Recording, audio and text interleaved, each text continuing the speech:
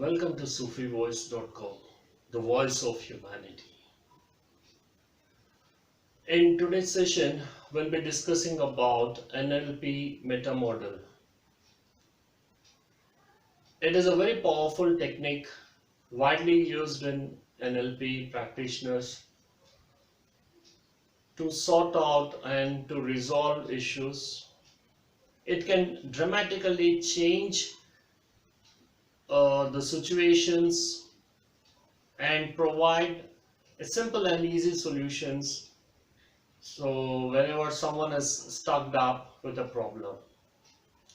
Before we get started with NLP Meta Model, this tool was developed by John Grinder, and it all started in the early 1970s, wherein the premise or the basic foundation of this meta model lies on the assumption that people will never express their views and thoughts in an open manner. Okay, so something that is happening in their mind will be different, and the verbs or the words which they use to express will be different. Okay, or in simple words we can say, in general, people will not speak their mind. Often, according to the situations, they cover up the thought process, and maybe the true intensity will not reflect in the words. Often they try to cover up the thought process, maybe because of past experiences, or maybe they think that it may not be right to express those things with others. And unless and until people don't speak up their mind, changes may not be quite possible. And this powerful technique of NLP Meta Model helps people to unlock and share their voice, share their thought process. Unless and until they don't share their thought process, it will be difficult to manifest changes. The point of manifestation of the thought becomes difficult. Okay, so when we talk about meta model, NLP meta model, it basically functions on three subcategories, and these three subcategories are distortions, generalizations, and deletions. The meta model functions on these four concepts, and it uses a questionnaire, or it uses a questions to drill down and elicit answers from the subject. Okay, so let us look at the three categories of meta model. So first one is distortion. Okay, the word distort means twisted. Okay, now you may be wondering what may be distortion doing with the mind. The trick here is when we perceive the things around us, we perceive the things around us through our five senses, isn't it? So as we have discussed earlier also, our five senses are the gateways of knowledge. That's how we understand the outside world. Okay, now when someone looks at a thing and he senses what the thing is, the next thing that should happen is how to deal with the thing that he has seen. Like, to make a thing a little clear, okay, let us take the historical event when Newton had seen an apple falling down from the tree. Okay, so before Newton, some millions of people would have noticed that an apple falls from the tree. It's a very common phenomenon, and none of them gave a thought or raised a question that why does the apple which is falling from the tree should reach the earth? Why it doesn't fly, or why it doesn't go in the upper direction? Now here he had given a different approach, out of box thinking. Okay, he did not take things for granted. He gathered the courage to question it. Why should I accept that it's a natural phenomenon, anything that is dropped will reach the earth? Unless and until if he didn't had that question in his mind, we would have not known about gravitational force. Okay, so distortion is basically working with the information which the senses give us. How you are going to use that information. Everyone sees the same things. Okay, but people who do the things a little differently will be always victorious. Okay, so distortion is about looking at a thing and not taking the thing for granted. Showing up the courage to drill down and to take a little more in-depth step to understand, or at least to raise a question why it should happen. Is there any other way that this can be done? So the first category of NLP model deals with distortions.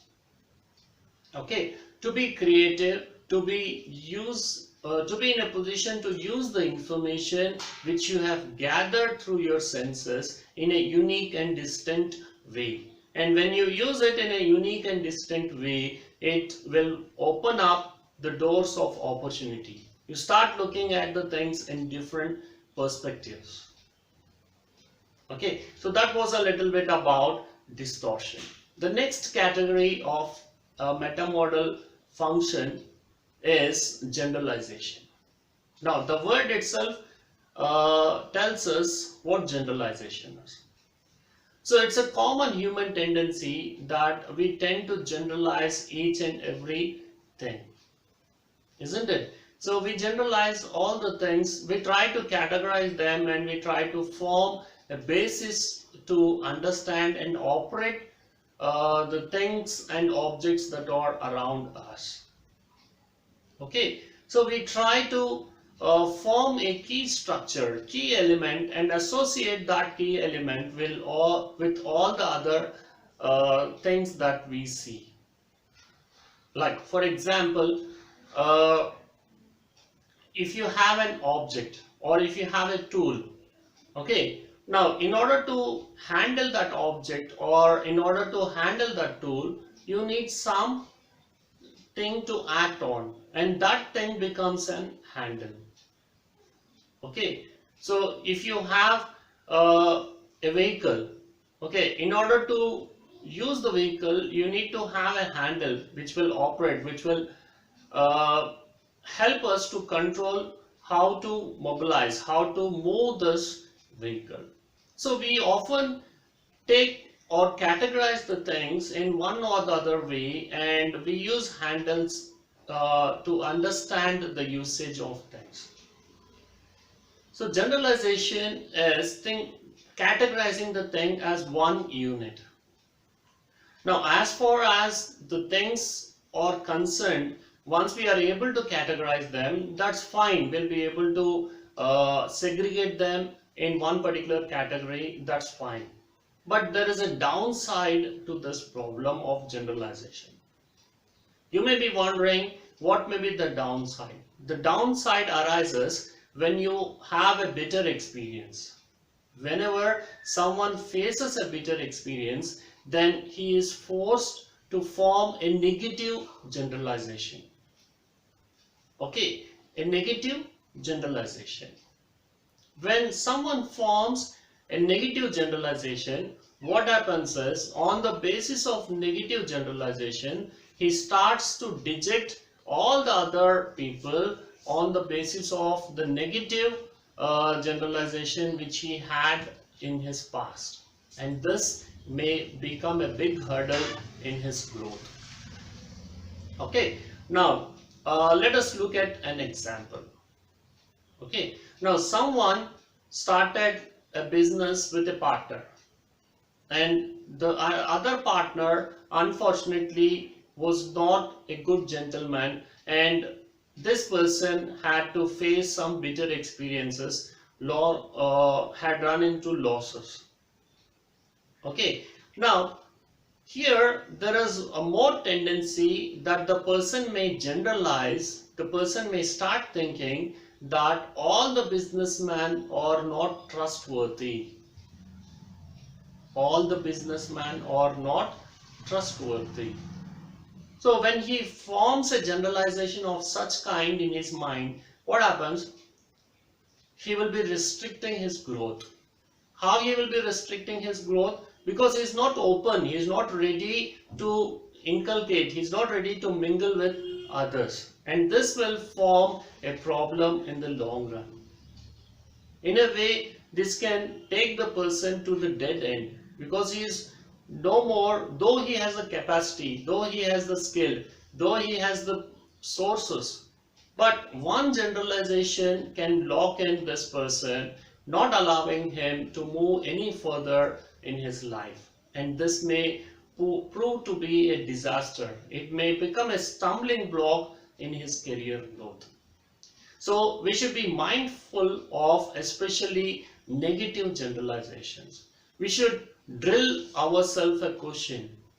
Now, here, if someone who has formed such a belief that most of the businessmen are not trustworthy, and if this person fortunately falls in the hands of an NLP practitioner, in a matter of few seconds, the NLP practitioner will easily remove this one small negative hinge that all businessmen may not be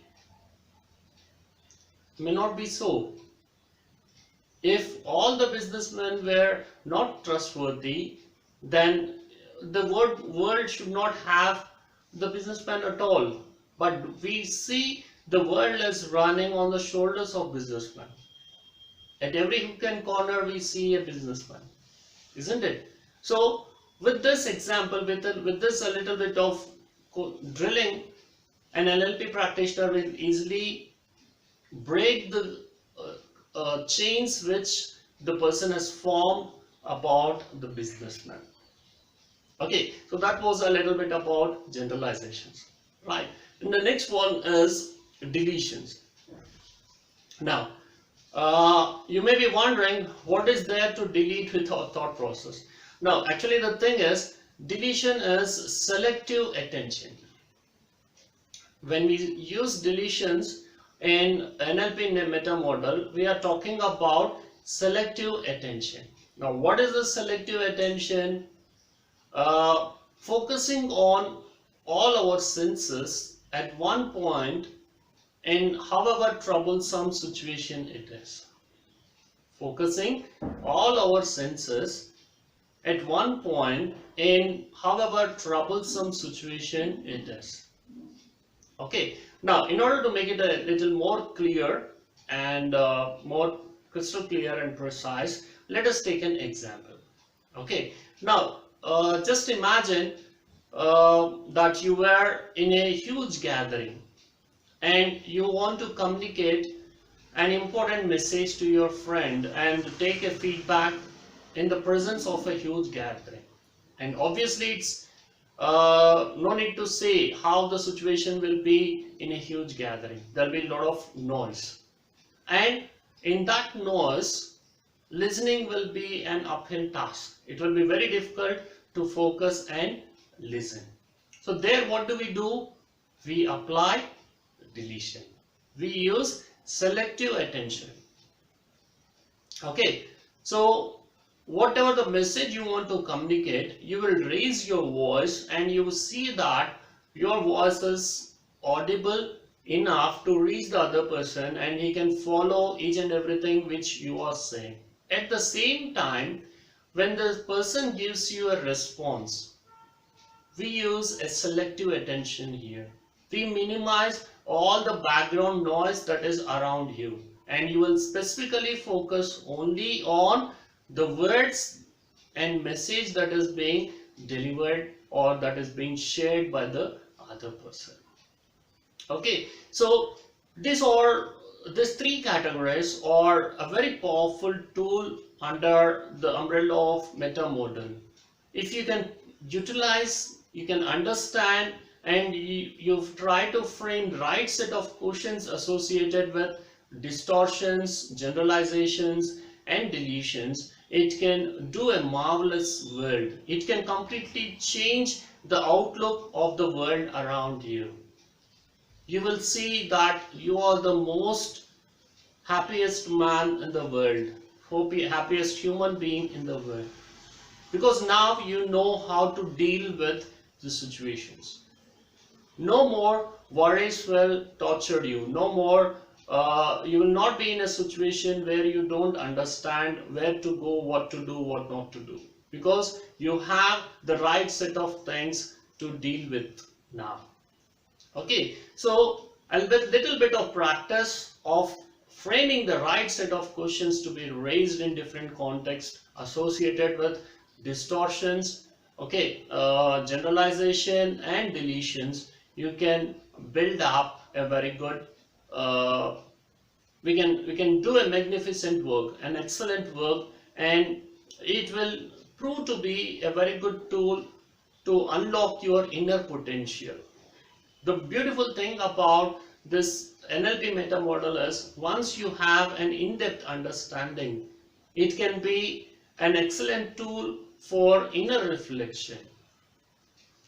We can see within us what is distorting us. Are we communicating the thoughts which we have in our mind, or are we deviating, or are we reframing the thoughts and presenting it in the other way around? And you can reflect on the generalizations. Maybe, God knows, for many years someone had blindly formed a generalization that this is not good. Now, with the knowledge of meta model, you will dare to question yourself why it is not good. What is so unconvincing in that case? And once you start thinking about the problem, once you start reflecting on the problem, you will definitely find ways, better ways and means to break the chains that have been locked you for many years. Especially, we should be very careful before we form generalizations, because generalizations will in no time turn out into stumbling blocks. They will not allow you to move freely in your selected career, isn't it? So the other one is deletions, selective attention. So we should know, you can have an inner talk to yourself, and when you talk to yourself, you will definitely find a provision and a way to use selective attention. You can selectively pay concentration on one thing at a time instead of piling up all the resources and putting yourself in a confused state. Okay, I hope that I have given you a good amount of insights on what NLP meta model is, what distortion is, what generalization is, and what deletion is, and how to use them and how to empower your life. Always remember, you are the creator of your destiny. Whatever steps you take, you'll be responsible, isn't it? So All the best. Take care. Please do spread the good work with your near and dear ones. Okay. Thank you. Have a good day.